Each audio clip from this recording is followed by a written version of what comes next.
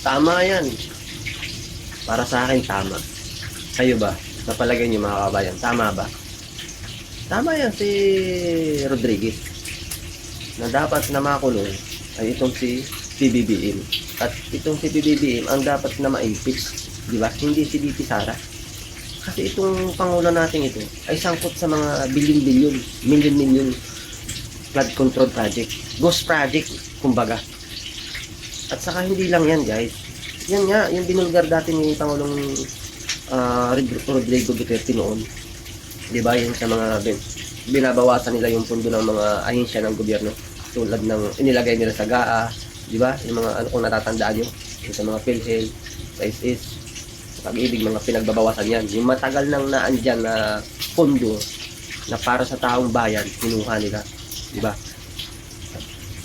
Kung saan dinala, ginamit, kung saan, di ba? Pamudmud.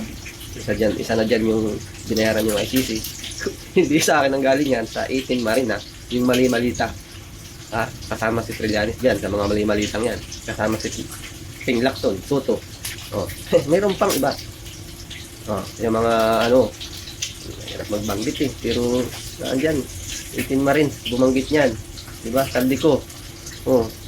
Kaya, ang karapat dapat na ma-impeach ay si BBBM. So, mga kababayan, kayo ba? Tama lang ba na si BBBM ang dapat na ma-impeach? Tama yan.